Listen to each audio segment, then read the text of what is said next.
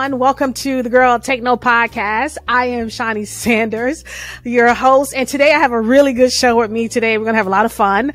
It is Dai Manuel. He is an award-winning digital thought leader, an author, executive performance coach, and a certified lifestyle mentor. Dai, welcome to the show. Thank you, Shaunie. It is awesome to be here. And I got to say, I love the color in your backdrop. It looks great in there. This is my in-home basement studio I built my husband built for me in the house. It's a 3-person podcast studio. So I like it. You know, it makes you feel like I'm out of the house when I'm in the house. Well, I was going to say, it looks like it's your happy place, you know, and the pink just pops. I love it. My daughters would just be head over heels to be there. I'll tell you that. Yeah. Every little girl loves pink. Every little girl loves pink. Oh, gosh, yeah. Okay. Pink is good. It is. All right. So before we jump into the show, because we're going to talk about how vulnerability is a human thing, not just a woman thing, which I love that topic. I want to get into the story behind the brand. What made you decide to build this brand, to become a certified life coach, speaker, author? What inspired you to do it? That's right. We embark on some sort of vision, mission, purpose-driven journey. And along the way, stuff happens. and our life. Yeah, exactly. Yeah. And life, our perspective and our understanding, not only about ourselves, but the world that we live in, is constantly challenged. You know, our belief systems are challenged. And I like that. I'm totally okay with that, because I think about who I was and who I am now and who I'm obviously destined to become eventually. It's all me. It's my timeline. And so many years ago, you know, especially as I was exiting out of my last business, my wife and I really had some deep conversation around what is our intention as we sort of go on this next adventure, you know, in our lives, and what are the things that we want to be collecting. And what I mean by that is we're minimalists by nature, but when it comes to life, we are collectors of experiences. And I found myself really just wanting to set in motion a platform, a brand. Really, it's just me. You get all of that, you know, but with the intention of educating, motivating, as well as inspiring people, but trying to do that in a very fun and encouraging way. And so that's what we did, you know, and we're 7 years into this leg of this journey. And every day I feel immense gratitude that I have the opportunity to connect with wonderful people like yourself, but also other amazing people, like other clients or just people in my communities, both online and offline, and just have great conversations and really try to elevate one another, right? And so that's more or less how it all started.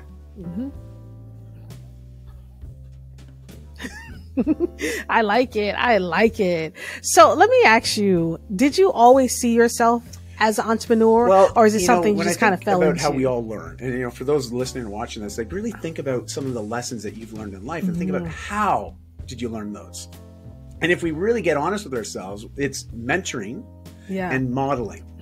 Right? So we model things that we've seen other people do, or people that we hang out with, or situations that we find ourselves. And also we tend to find mentorship, hopefully, you know, people that are able to instill in us new learnings, new understandings, for us to continue to grow and become whoever we are destined to become. And so when I think about my own upbringing, my dad was an entrepreneur, had his own practice, and, you know, he always had that from the time I was born till years ago when he passed. You know, he was running his business, and my mom always had a side hustle. You know, she's a professional. She was an RN by schooling, went back to school after my parents separated and divorced. So she went and leveled up her education to better support my brother and I, got her master's degree and continuing education. So like we saw her not only working a full-time career, running a side business selling antiques, but also on top of that, going back to school to level up her education. I mean, these are the parents that I grew up modeling some of their behaviors. So I didn't really fall into entrepreneurship. I always knew sort of what it was. And it was just, I think, something that naturally attracted me, that eventually I found myself in a position to be an owner of a business. And it felt right when I got there. It just felt like this is what I'm meant to be doing, you know? Yeah. Yeah. So when you found yourself in that business, was it hard? Because I've listened to some of your podcasts. Was it hard to make that transition from there to over to, it's like, you know what, I'm going to focus on something that's just for me and my family versus it was a large the brand you was brand working that we with. built. You know, my former partner and I, we scaled that business to 8 figures a year. So it was a fairly successful business. We were selling fitness equipment, accessories, supplements, apparel, basically just cool fitness products, you know, all across Canada. And I really enjoyed that, being someone that's a fitness buff and someone that loves helping people get healthy, you know, but I mean, I gotta be on your. I'm here. We'll talk. To get healthier. But listen, it's.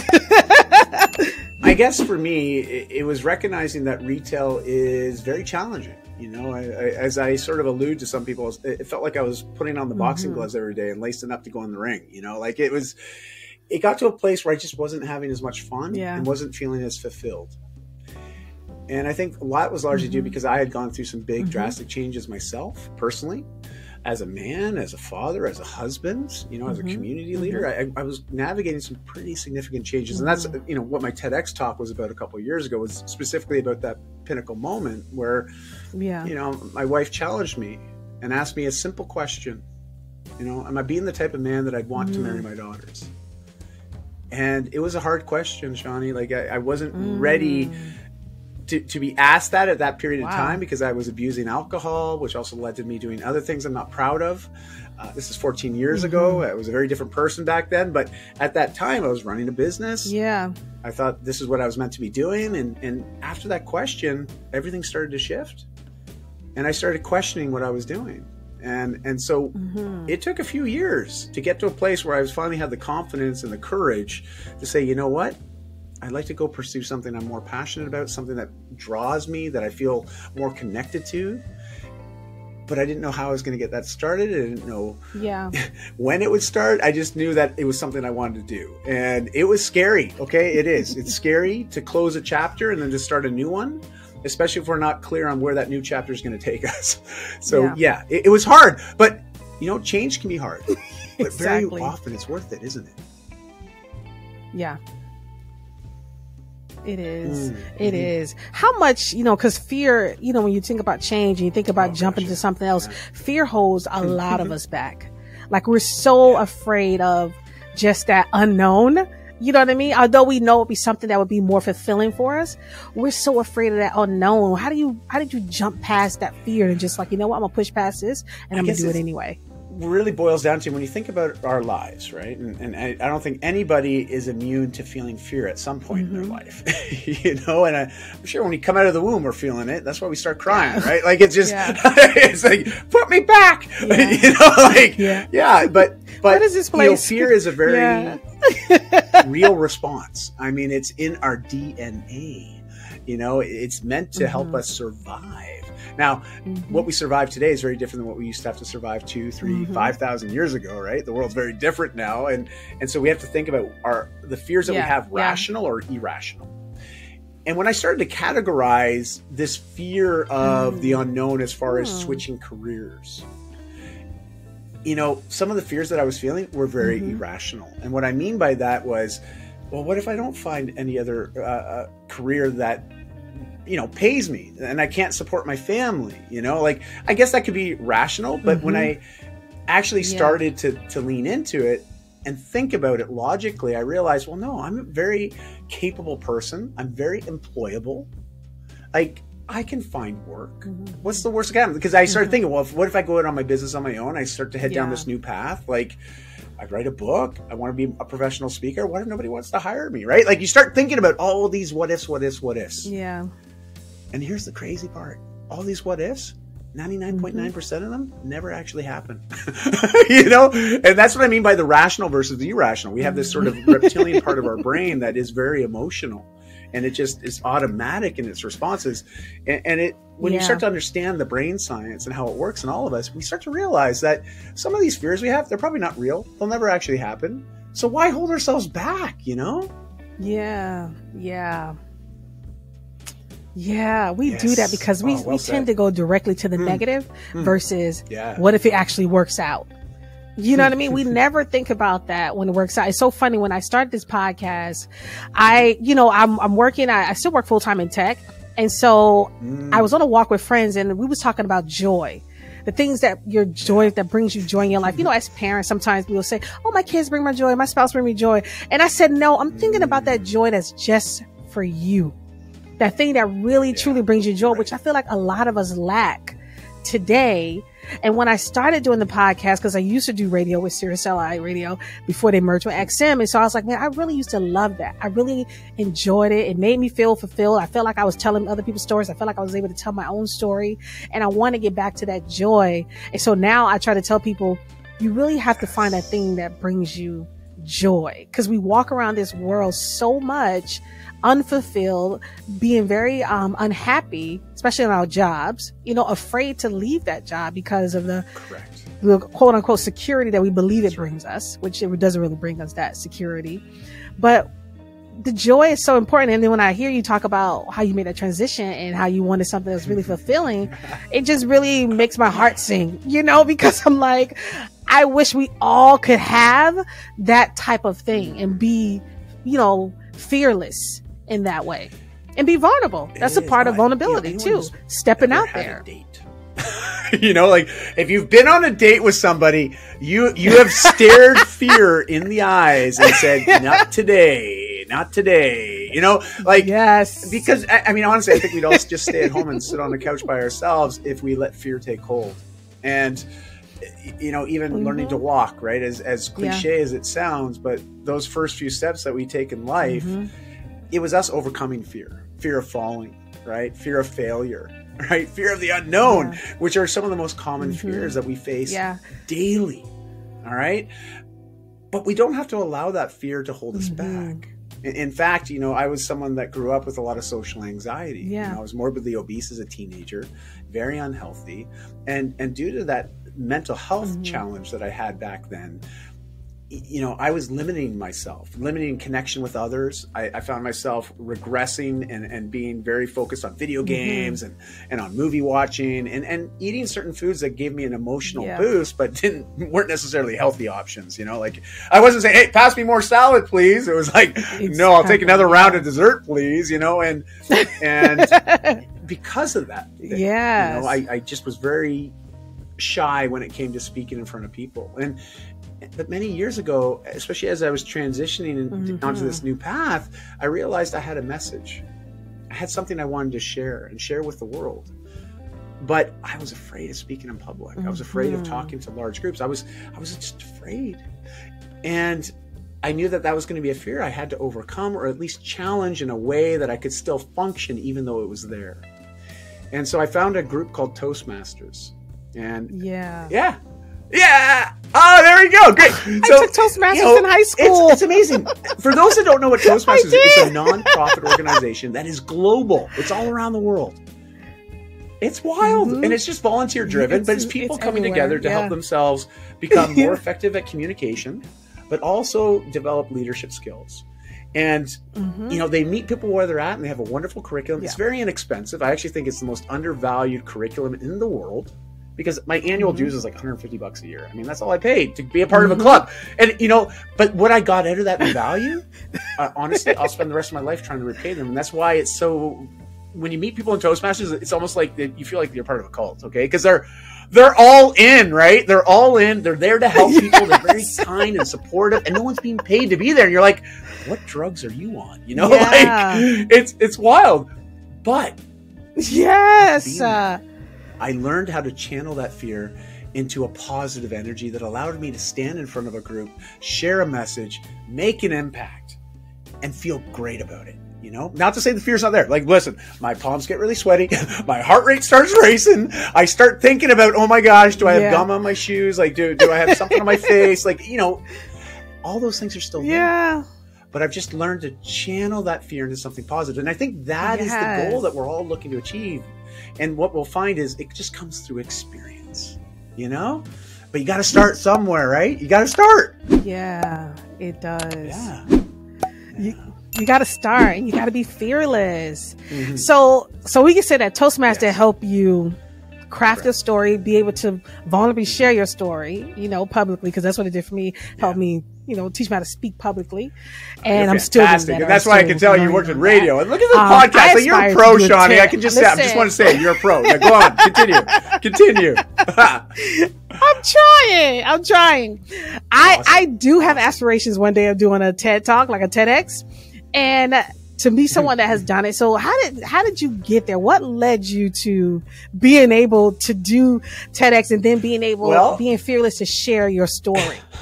Being vulnerable enough to share your story, right?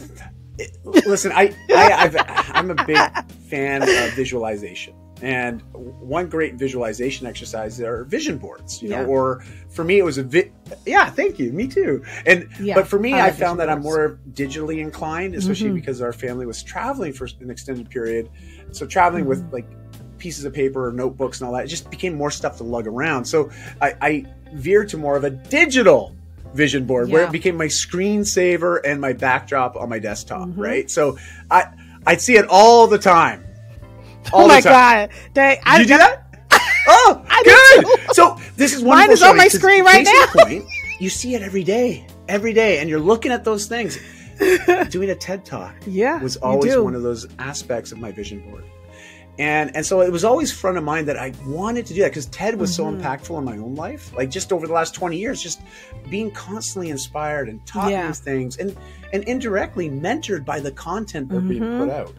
And I always thought, man, wouldn't it be cool to do my own TEDx? Oh, yeah. You know? But due to travels, I just never found myself in a place long enough to fully go through the process of becoming a TEDx speaker because it isn't necessarily an easy process. It's simple, but it's a lot of work. And no, it's not. When we came back from our travels, we moved back pre-pandemic back to Vancouver. We were living in Bali, Indonesia for 2.5 years leading up to that. Yeah, it was pretty cool. Our whole family was there, and we went over for just a 3-month trip. We got there, we fell in love with the place, and it turned into 2.5 years. So yeah, but that's a side story. We can talk about later. But yeah, it's so funny because I saw a podcast that you did. I don't mean to cut you off, but I just saw do my research. I saw what you did. I think it was 5 years ago on YouTube. Yep. And that's when you just got to Bali. From what it said, you was just there. So that's so cool to know you stayed there awesome. 2 years. We really enjoyed that time there. Wow. And when we moved back, I started reconnecting with the communities that I'm plugged into here in Vancouver, Canada. And turns out one of my very first mentors in Toastmasters. This is going back almost 14 years now. He's a retired principal. His name's Alan. And I remember the very first Toastmasters meeting I ever went to, he gave a speech at. And I was like, just enamored. I was like, wow, this guy's amazing. Like I was on the edge of my seat. He only spoke for like between 5 and 7 minutes, but it was so captivating. And I was like, I wanted to hear more. I was just so impressed. And he's actually, because I saw him speak, it inspired me wanting to do the same thing. Full circle. 14 years later, he's running his own TEDx event. And when he found out, and so this is the crazy part. When I got back to Vancouver, he sent me an email. I said, hey, we're doing this TEDx event. I think you should apply to be a speaker. And so I did. I went through the process. 120 people applied. They whittled it down to the top 75. Went through another series of interviews and testing, and like where you had to basically write a draft speech and present it. And anyways, long and short, I made it to the final 12, and I had that opportunity. So it all just worked out, and it's full circle, So yeah, it did. It was definitely a part of it was definitely going to happen. It was like manifestation. And it was just a part of your whole life plan. I'm going to get into more about vulnerability. I was on your social media and you said something, you posted something that said, sometimes the bravest thing you can do is show the world your vulnerability and embrace your strengths. So kind of tell me what you mean by that. Cause I really love that. I'm going to put that up as a quote. I'm going to tag you in it. Because I really like that. You pull that one out because, I think a lot of us, and when I say a lot of us, I'm going to point my finger at men, okay? Because as men, and I'm speaking on my own behalf especially, when we think about what's been modeled to us or mentored to us growing up, there's certain habits and certain beliefs that vulnerability is not a strength, it's actually a weakness, like real men don't cry, right? Like just a lot of these sort of cliche beliefs that we have around how a man should be, especially when it comes to expressing or sharing emotions. And I don't believe that vulnerability is a strength nor a weakness. I think it's a skill that we can all develop. But it does take practice. It also takes a lot of trust and authenticity. And so here's the thing. To be authentically ourselves and to show up as ourselves is in itself an act of vulnerability. You know, because as I often say, you know, you're going to get me, but you're getting all of me. The good, the bad, and the, oh boy, what was that? You know, like you're getting it all, right? And I'm okay with that. I recognize I'm not perfect. I'm far from it. And that's just the life I live, you know. Not to say I'm not trying to become better, not trying to progress and learn and grow. But I'm not afraid to share my story and what my struggles are. Because in doing so, it allows others to connect, to relate, but also to help. And you know, if we're not open to being vulnerable and sharing that, gosh, we're left feeling like we're really alone, that no one understands or gets us, like all these things, right? But I love Brene Brown as well, because if you look into some of her work, she always states that, you know, vulnerability isn't meant for shock and awe. It's not to be like, hey, I'm being vulnerable now, so look at me. It's that's the wrong motivation, you know. But if we're sharing it to deepen connection, friendship, understanding, you know, community, like to really further that, that's the right motivation, you know. That really is. And so those are my thoughts on that, you know. That's really good. You know, I think about today and how a lot of us men, women, some of us are afraid to be vulnerable simply because of judgment. You know, you're afraid that if I was to tell this thing about myself that I'm uncomfortable with saying, or, you know, talk about a story that doesn't make me look very positive, you know, people are going to judge me. And I feel like that's probably one of the main reasons why we are so fearful, because there's fear, being vulnerable because of that judgment. You know, like, what are your thoughts on that? And to be fair, you know, what I was mentioning DNA before, right? Like down to our DNA, like there's certain aspects, like you think about it, it's been a millennia of us getting to this point, you know, as the human species. And in our DNA is a natural thing called resiliency. All right. Like my climate change friends say we're too resilient as a species, because if you look at how we've crossed, you know, there's 8 billion of us on this planet now, and but we're living in some of the most rigorous and unforgiving places on this planet. Like we got people living in the Arctic, you know, like, I mean, hello, like, wow. Yeah. Like that's resilience, right? Yeah. We have people living in deserts, resilience. And so we have this natural ability in all of us to overcome, to be more than the suffering, to support each other, to learn, to grow, to evolve. Yeah. And I think that's something that we sometimes forget. You know, and so back to your question, you know, this DNA aspect of who we are, and this aspect of vulnerability and the fear that belongs to that, I get it. Yeah.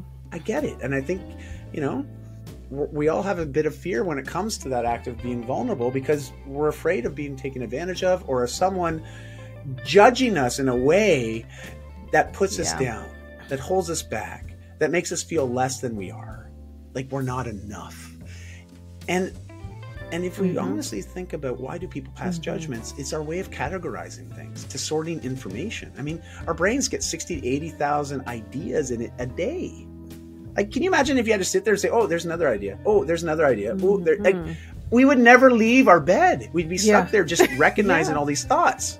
And judgments is a quick way of sorting those thoughts. However, when it comes to judging people and categorizing people, that's where we run into problems. You know, and especially when we think about hierarchies and matriarchies and patriarchies and all this way of categorizing human beings. Well, we're all humans. You know, if you prick me, do I not bleed? Like, it's just, it's incredible, right? Like, we're all more alike than we are different. If we would just start opening up a little bit more and creating a conversation around that, we would realize that, you know? Yeah, I think so too. You know, because even with my own husband, and I look at him sometimes, and he's very much so an alpha male, you know, and I don't see him crying. You know, he has female daughters, and, you know, we see him as this strong guy. And so when I do see him show some kind of emotion at times, it's like shocking. So for women, when we see a man show cry or some type of feeling or emotion, it is like shocking to us because we're so not used to it, you know, and it's looking at them like, okay, you are human. Look at that. You do cry. I didn't know you did. And it's just that thing of like, you know, it's almost like how parents are, especially with my mom, when she raised us, she always had to exude strength. You know what I mean? Like we could never see her be emotional, be vulnerable, because she always had to show strength. And then it's something that's kind of taught, you know? So I feel like we teach our kids and we teach them how to not be vulnerable, because we're like, you can't be vulnerable. You can't be soft. You have to be strong, because if you do, this world's going to eat you alive. Mm-hmm. And I find myself, Dai, saying that to my own kids, like, you got to get tougher. I know you're hurt, but you got to be tougher, because life is not going to take it easy on you. And I say to myself, and you can tell me, because you're the coach, am I doing them a disservice by telling them, you got to suck it up? You can't show that emotion. I think you're doing it the right way. Listen, I think we're more than an emotion, you know, like as I state in my talk, you know, I'm like, we're not humans being emotional. We're emotional human beings. You know, we're sentient. We feel things. And if we think about our own upbringings, there's certain emotions that come very natural to us. It's usually the emotions that we find ourselves most comfortable with, because it's what we have the most practice with. So when you mention the stereotype of an alpha male as an example, I get it. I'm there too. You know, I'm very alpha male-ish. Okay. And I have been, but I've also learned that to connect with certain people and to make an impact, sometimes you just got to get raw and real. You know, you got to be willing to just tell it as it is, and not sugarcoat it. Tell the truth, be truthful, be supportive, be clear in how you communicate that, because that in itself is also very positive for those individuals receiving it. Now, maybe not be right when they get it, you know, especially with kids, right? It's like, listen, this is the way life is. You got to understand that, you know, people will take advantage of you. Like I had this conversation with my daughters a number of years ago, especially around social media when they got their first cell phones, right? Like, it's like, listen, you know, I know you guys are good kids. I know you're responsible. I know you got great heads on your shoulders, but there's people out there that will take advantage of you if they can. You know, it's just the way the world is. There's not everybody that you've been grown up with and all these communities you've been a part of. Yes, we have filtered that. Okay, we've curated that. We've said these are people we want to hang out with. These are not people we want to hang out with. So we did. Now when you're out on your own, you know, hopefully you've learned enough to be able to filter your own audiences, your own connections. But listen, this is life. You got to be ready for this. You know, so you got to arm them, and but at the same time, it's also recognizing that there is strength in the softness at times, you know, and I love, you know, Eastern philosophies for this, especially, you know, just the concept around the yin and the yang, right? There's the opposing forces, the light and dark, right? Like, and we have to recognize we learn through contrast. We appreciate how hot or how warm we can be if we've experienced being really cold, you know, and so that's how we learn. It's how we grow. That's true. But it doesn't mean we have to avoid any of these emotions, because there's usually complementary or opposing emotions. And this is where I go with guys, you know, the alpha males. Like, we are, and I'm very much this way. In the past, I was most comfortable either showing very stoic, being very calm and collected, or being extremely angry. You know, it was like, that was it. That was it. I had two tones, right? Like, and that was about it. And that's not uncommon. It's not uncommon. And it's because I had not been modeled or mentored on how to effectively show other emotions from a positive, constructive way, you know? And so, that's my thoughts on that. Anyways. Yeah. Do you think as a society that we're beginning to move more into vulnerability being okay? Or are we still in a place where being vulnerable still needs a lot of work for people to understand?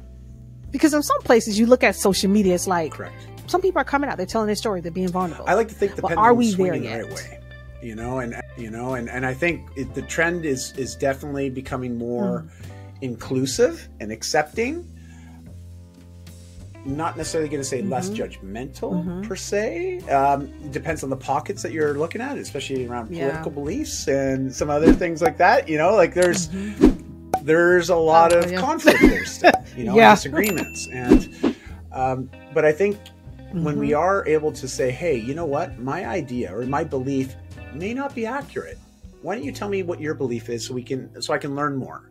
That in itself is an act of vulnerability. What I just did there was being vulnerable. I admitted that maybe my belief system isn't 100% accurate. Maybe I don't know exactly what I'm talking about. Yeah, that's so true. You with this different belief, why don't you tell me your belief and I'll see. I want to learn because we're seeking to understand. And that is where I think vulnerability is opening up that dialogue, especially online nowadays. People are more able to have some of these constructive conversations, but it's because they're able to admit, hey, you know what?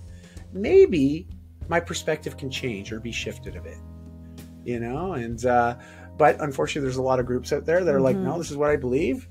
I don't care what you sell me. I don't, we can show them all the proof in the world, all the data in the world, and they're still going to say, nope, you're wrong. I'm right. And unfortunately that's how wars start. It's crazy, right? It's crazy. Exactly how they start. Exactly. When nobody is willing to say, well, maybe there is a better way. Jeez, I'm just crazy. Exactly. Crazy. Oh, only one way with him, one way. When a person on the receiving end of a person who's being vulnerable, how do you think, what would you tell that person? How would you tell that person to respond if this person is finally opening up? Because me, like I said, with my husband, I just be looking like, oh my goodness, but I don't want it to be that thing of like, so shocking that he's like, okay, I'm not going to do it again.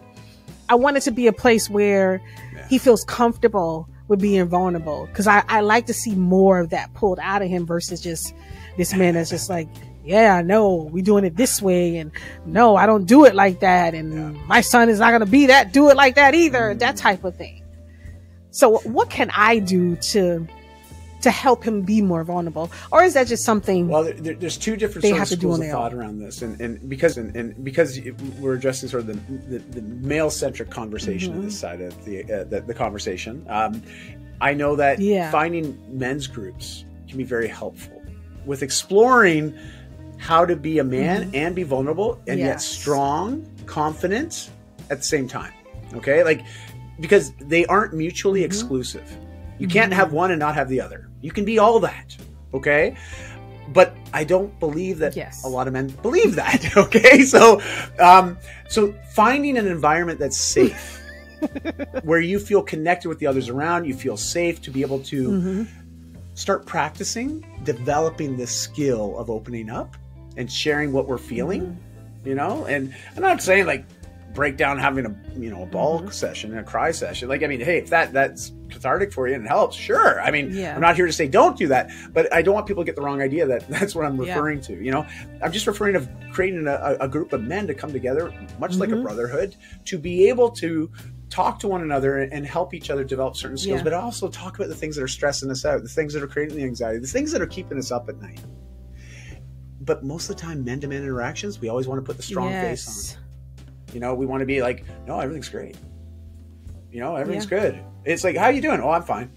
It's like, but meanwhile, on that you've seen certain habits, you've seen certain kinks in that armor where you can tell things aren't fine. What's really happening for you, man? And so that's one side. But on the other side, as you receiving that or seeing that skill being developed or practiced, simply acknowledging and accepting and thanking for that, I think is a wonderful way to start, to let them know, thank you. Thanks for sharing that with me. I didn't realize that's how you felt. It is okay if we have a conversation about this. Can I ask you a couple questions? Because I like to be more clear on this. And if you're open to it, I'd love to be able to help you with this. Or is there anything else you want to say about that? Just being able to hold space and to hear it, acknowledge it, and really recognize that, wow, okay, I know that wasn't easy for you. Thank you.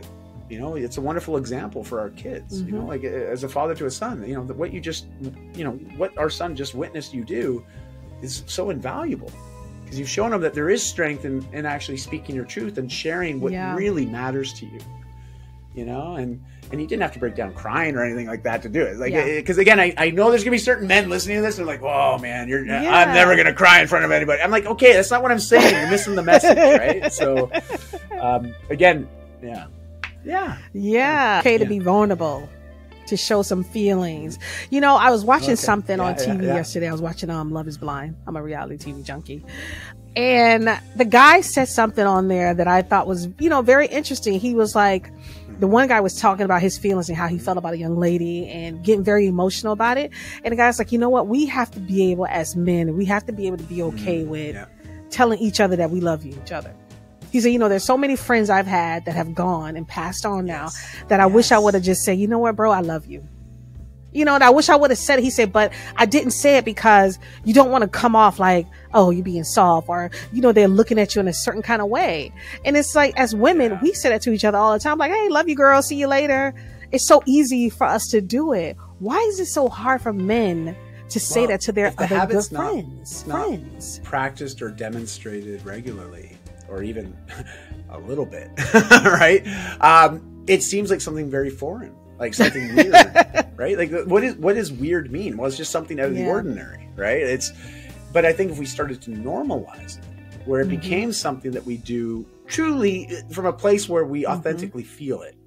Like, if we're just saying it for the sake of saying it, like toodaloo, you know, or like bye, like, then it doesn't hold as much weight, right? But if it's something that's genuine and truthful and honest, gosh, I mean, it's wonderful to be able to express that to a fellow human being, you know, and you know, Brene Brown said something interesting around vulnerability as well, where she stated, you know, not everyone's deserving of our vulnerability. Meaning that, you know, there has to be some trust there. There should be some connection. Just being vulnerable for the sake of being vulnerable may be the wrong motivation. And it may also become a shield rather than a way to work through, you know, like it's, and so I think it's interesting to think about that dynamic nature of vulnerability, you know, like it's not, because I think there is some stereotypical beliefs, especially when men think about it. Like, I'll ask men, like, what do you think about the term vulnerability? It's like, well, weak. You know, that's one of the things I hear the most. It's weakness. I'm like, oh, interesting. I talk to my IT friends. Like, you're in IT, right? What's vulnerability means? It means my system can get hacked, you know, like, right? Like, again, but that is more in alignment with what most men think about vulnerability as well. It's going to be a way in to take advantage of me. So why be vulnerable, right? Like, so, you know, it's working around some of these belief systems and adopting a new understanding of what it could mean, but more importantly, what it can mean to us and bring to our lives, you know? Yeah. You know, what's so funny is that I was watching something else. I'm always watching something, Dai. And the young lady, I think I was on social media actually strolling, and the young lady was in a relationship, and she was vulnerable with her boyfriend, told him all her childhood trauma that she'd been through.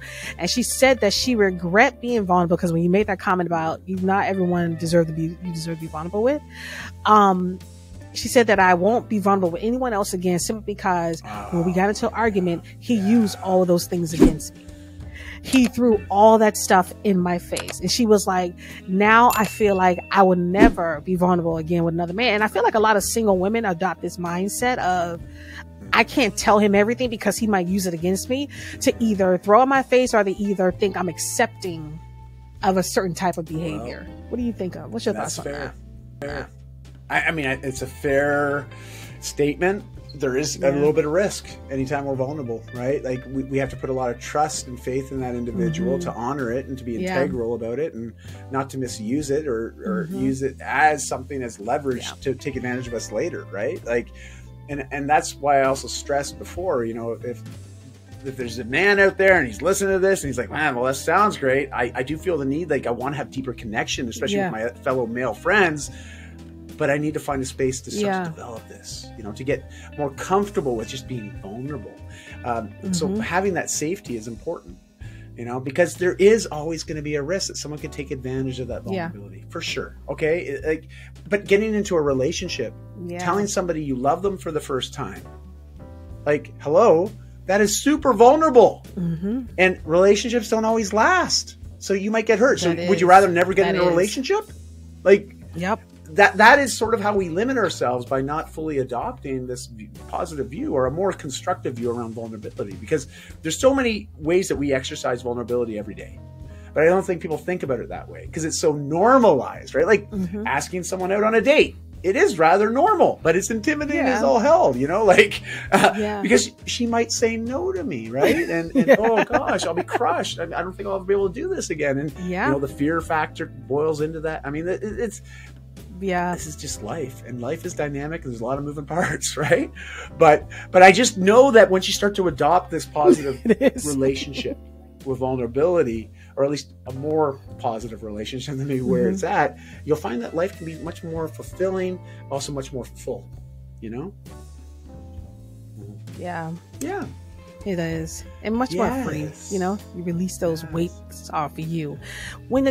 Exactly. When it comes to vulnerability, would you say it is is it all about the destination, or is it about the journey? I think it's an ongoing process. Like I do feel so. It is more about the journey than anything, because it's not like something that you just, now I've mastered vulnerability. Okay, moving on, right? Like, no, I mean, listen, I've been talking about this for a lot of years now.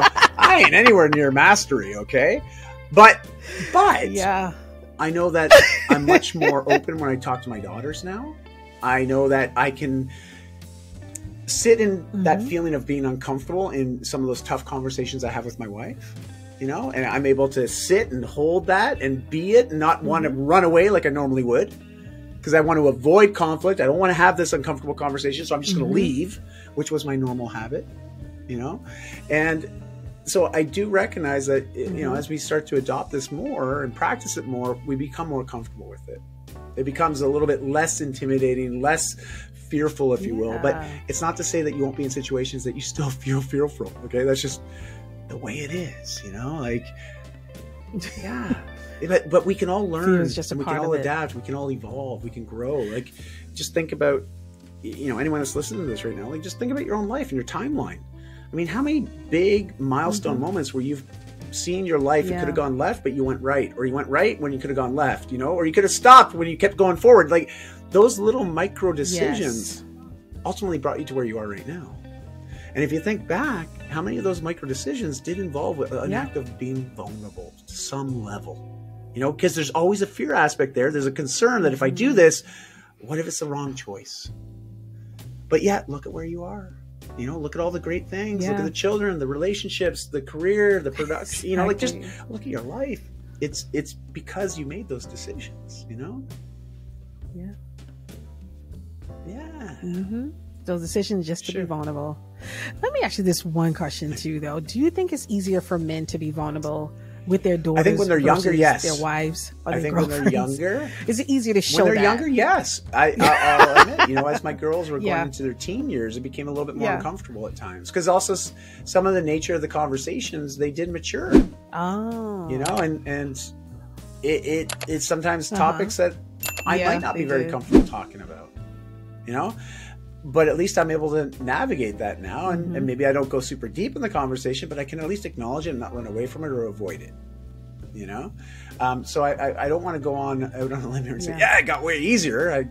That wouldn't be truthful. Like, it does evolve, but I'm definitely a lot more comfortable with it than I was in the past, because I started practicing opening up a bit more, sharing how I'm actually feeling, you know, in the appropriate moments. Again, I'm not here saying, hey, this is how I'm feeling right now. Oh, this is how I'm feeling now. This is how I'm feeling now. You know, like, I don't want to come across that way, or people to think that that's what it means. It's just in the appropriate moments when I'm feeling triggered, or feeling like I'm just feeling challenged, I can at least, rather than getting really frustrated, acting out, or projecting my frustration on somebody, when it's just me being frustrated with myself, but I'm projecting it on the other individual, I find I do that far less now.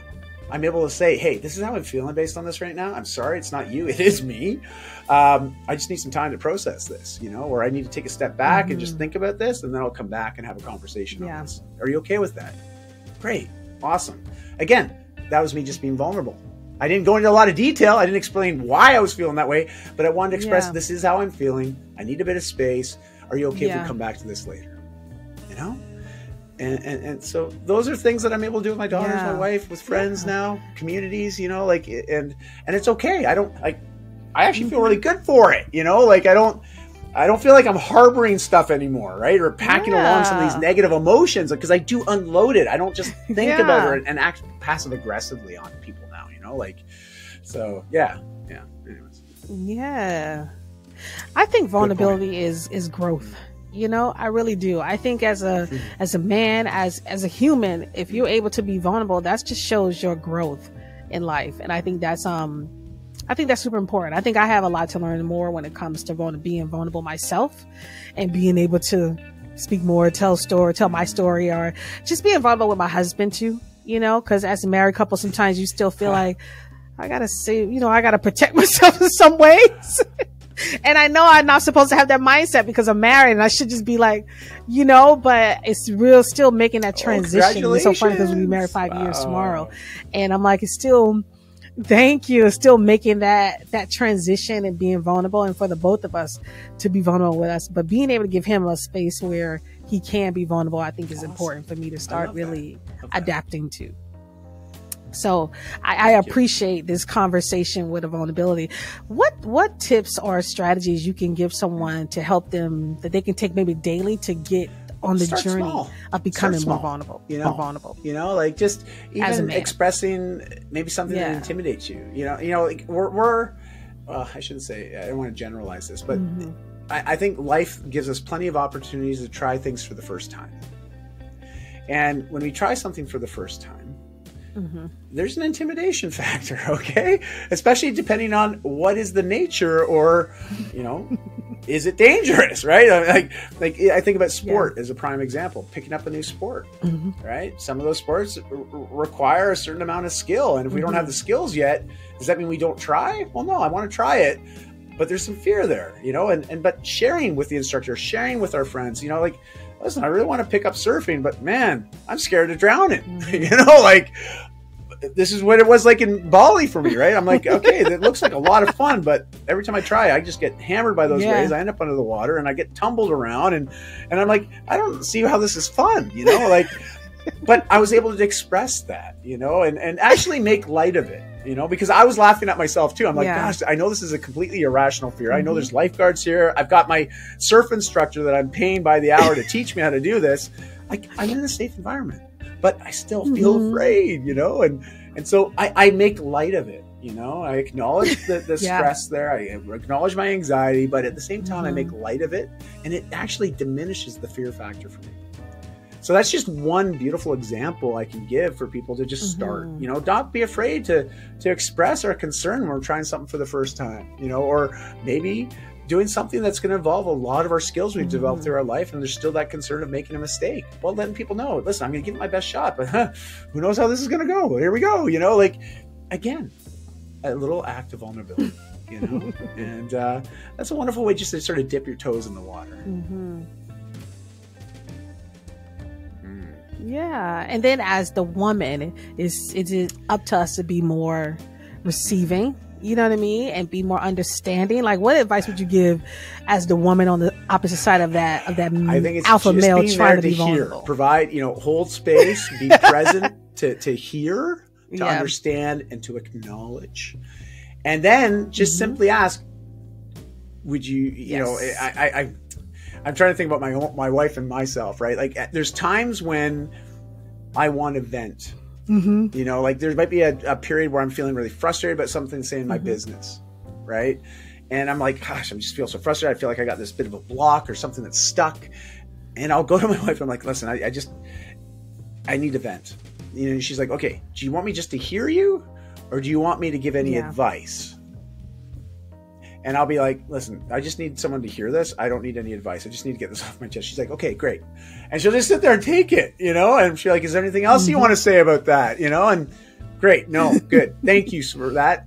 And away I go. But if I do want her input, I let her know I want her input. And that's something I think I want to invite the women that are listening to this to consider, right? Because sometimes as men, when we bring forward our frustration, it's not for something for it to be fixed or someone to say, oh, you know, well, why don't you try to do this? You know, like, we're not seeking advice sometimes. Sometimes we just want to get it off our chest, get it out of our head, put it out into the ether so we can move past it. And that sometimes that's how we process stuff. You know, as men, we just quickly vent. moving on, but it releases that pressure valve. Okay. Like, it's just like, whoo, good. It's like the pressure cooker, right? Like, sometimes it's overly pressurized. You got to release a little bit of that steam. Whew, now it simmers down and it's like, oh, okay, we're good to go again, and so just keep that in mind and not be afraid to ask a question. Do you want my input on this? Do you want me to say anything to this? Or you just want me to just be here to hear you, and to see you, right? Like, yeah. Listen, that's good advice, Dai, because we are, as women, we will interrupt and we will think that you are looking for us to engage in a conversation versus just listening. And you're right. We're always trying to figure, oh, well, how can I fix it? How can I make it better for him? Yes. So that's good advice, to just listen and to ask, do you want my input or do you want me to just listen? I myself, I need to be more conscious of that too. So that was for me as well. And I appreciate that, because I would definitely just go in and be like, well, this is what you need to do, honey. So listen, I'm telling you this, and I need to listen more. And I do. And I need to, as women, I think we need to say, thank you for sharing that. You know what I mean? Because I don't think I've ever said that to my husband when he's been vulnerable with me before. I don't think I said, thank you for sharing that. And I need to be more conscious and aware of that. So this show has been for me. This is for my listeners and those who are watching, but you have just taught me so much today off this, just this time we spent together. I've learned a lot and I'm going to now implement them going forward. Because that's what it's all about. It's about growing and learning. And that's what I'm all about. Yes. So, and that's what I do. Every time I talk to someone, I always learn something new and I always grow from each episode. So I appreciate you for being on this episode. This is going to be really good. I know those who are watching and listening are going to get so much out of this and so much value out of this. Cause this has been an eye opener, especially for my women listeners. We needed to hear all of this.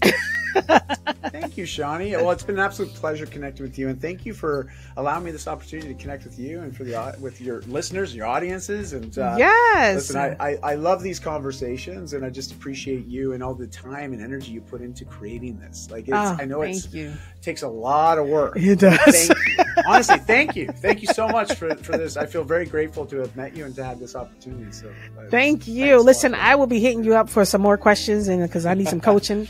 So myself in a lot of different ways.